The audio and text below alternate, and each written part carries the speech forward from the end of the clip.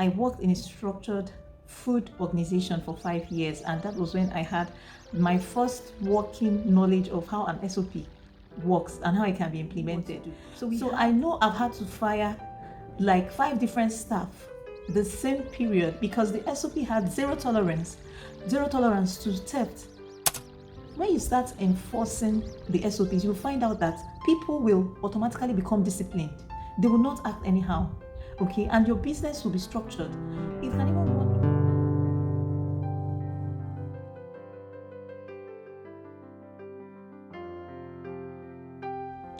Hello friends, welcome to my channel. My name is Vetri Otto, and on this channel I share videos on cakes, food business. I also share strategies and tips on how you can grow your business. Kindly subscribe to my channel, turn on your notification button so that when I post new videos you'll be informed.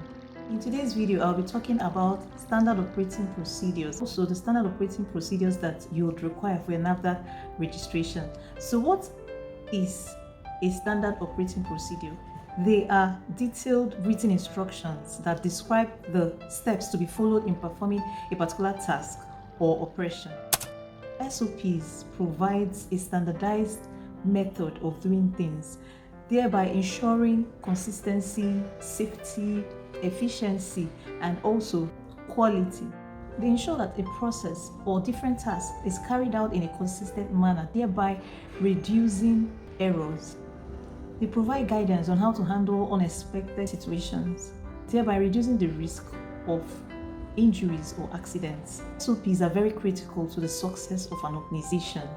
They actually provide roadmaps on how particular tasks should be carried out in an organization. By following SOPs, employees can work more efficiently and also reduce errors. And this helps to make sure that the business runs smoothly and efficiently. If you're a business that is just starting out, the easiest way to run your business on autopilot, even in your absence, is by structuring or creating structure in your business. And one of the major ways you can create structure in your business by having SOPs. And these SOPs are written down instructions that will show how different aspects of the business will run, different departments will run. Just sit down, write down the different tasks on how you intend the different sections of your organization to work. You train your staff on the SOPs, also train your staff on their different job roles. Then enforce discipline or disciplinary measures. If anyone goes against the implementation of the SOPs or goes against any of the rules in the SOPs, then you write or inform them of the disciplinary action you will take against them. This is an easy way that you can actually structure your business right now. So go ahead and do it and let me know in the comment section.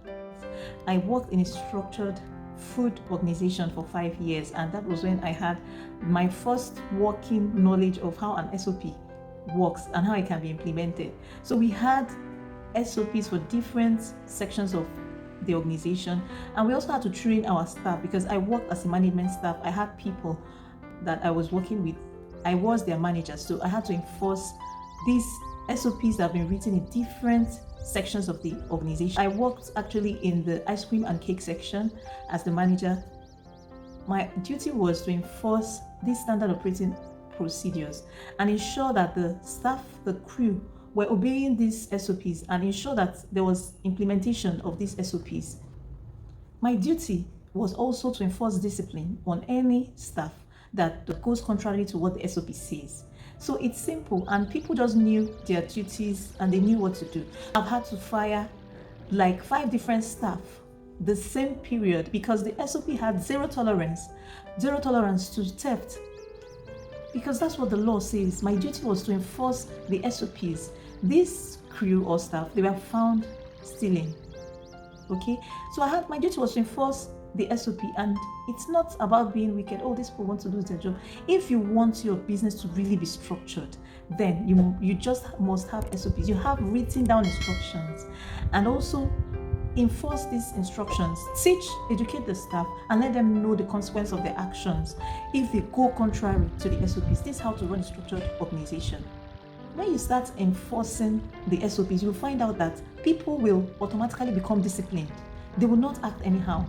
Okay, and your business will be structured. It can even run in your absence. So this is the easiest way you can start to even structure your small business or your growing business. Then you can also use SOPs, right, to enforce the kind of culture you want. Before you hire people, they probably must have worked in different organizations, and they will come with their different culture, attitude, and all that. The SOPs also help you to enforce the kind of culture you want in your organization. People don't come in with their own laws, and then everywhere people are lawless and all that. So the easiest way to structure your business is by having SOPs, and I'll be talking about the different kinds of SOPs that you require for a NAFDAC registration. So having explained what SOPs are, I would let you know the different SOPs you require for a NAFDAC registration process. You actually need 6 different kinds of SOPs.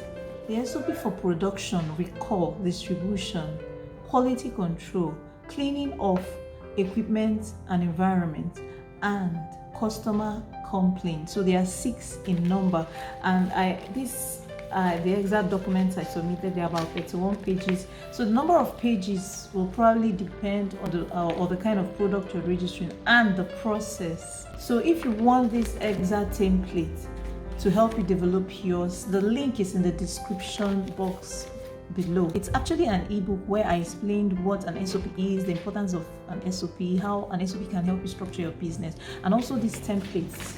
It contains these 6 SOPs as a template. The link is in the description box below, but I'll be using the SOP for product recall as a case study for today. Then I'll also let you know the different things that should appear on your SOPs.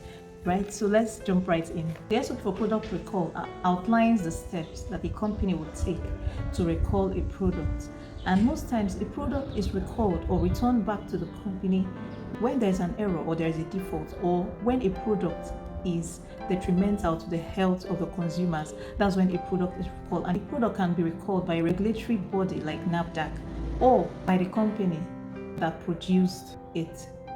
The SOP for product recall simply outlines how this product will be recalled from the market, from the consumers, wherever these products have been sent out to. How do you intend as a company to recall this product? Like, I hope I drive my point home. Things that should be included in the SOP for product recall are 1. Steps of how the company intends to recall the product. Next, how the company will identify the affected products. That's why the batch number is very important. Every product that a company makes must have a batch number. This batch number will help the company recall such products. So one of the factors that will help the company identify the affected products is the batch number. Next, how the company will assess the risk of the recalled products, and also how the company will determine the appropriate level of action to be taken to recall these products. The SOP will also show how the company intends to inform the retailers, the distributors, the consumers about this product recall. It will also show how the company decides to investigate the root cause of the problem. Of course, you don't want a repeat occurrence. I have a playlist dedicated to NAFDAC registration videos. The link is in the description box below. Also, I used the SOP for product recall as the case study. However, I'll be showing you the basic things that need to appear on all your SOPs that you intend to submit for your NAFDAC registration process. When submitting your SOPs to NAFDAC, it should be on the company letterhead paper. The company letterhead paper will have the company logo, of course, the name of the company, the address of the company, the phone number, and the email address of the company. It will show the title of the SOP, for instance, SOP for product recall. It will also show the name of the product. In this case, it was V-Classic Chinchin. So what is your trademark? What is the name of your product? It will be written there. You have the SOP number, for instance, with a code. In my case, it was VCH001, because there's a lot of SOPs you'll be submitting. So each one will have a code, a company code. So that's the SOP, having the SOP numbers. I'm explaining this in details because there are some corrections that were made. I did a detailed video incorporating the changes that were made when I submitted my SOPs to NAFDAC. It also has the effective date, which means when will you start implementing this SOP? You write the date. The next review date, which is usually 1 year later, you also write the date. Then the review number. The SOP will also have the objective. What's the aim of the SOP? Then the scope.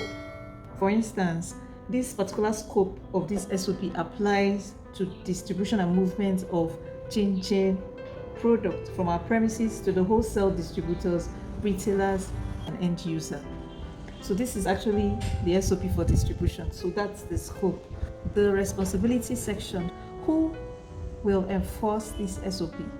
Amongst your team members, which people are going to be responsible for enforcing or for carrying out this SOP? That's what this responsibility section is all about. Then you also have the procedure section. For instance, if it's SOP for distribution, what is the step-by-step process on how distribution will be done by the company? That's what this procedure section is all about. So you have the documentation section.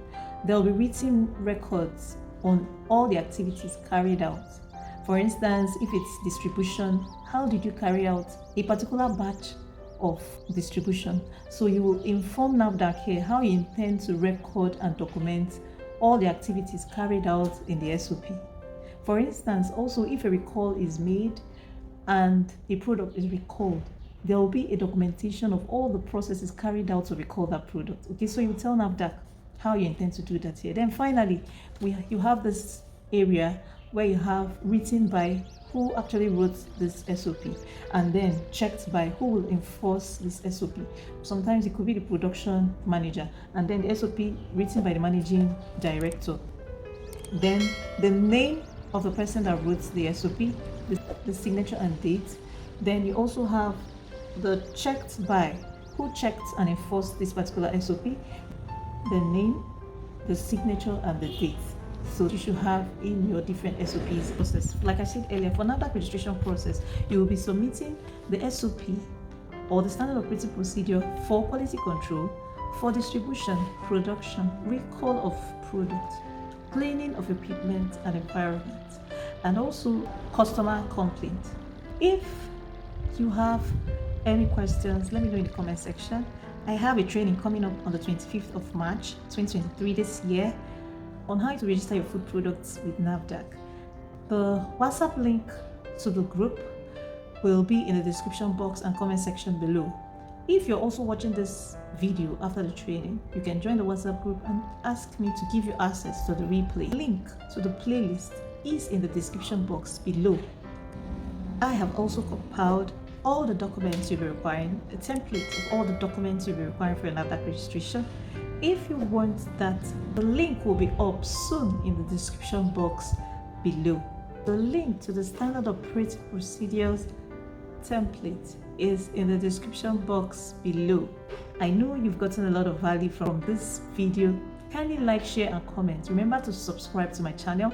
Turn on your notification button so that when I post new videos like this, you'll be the first to know. Thank you for watching.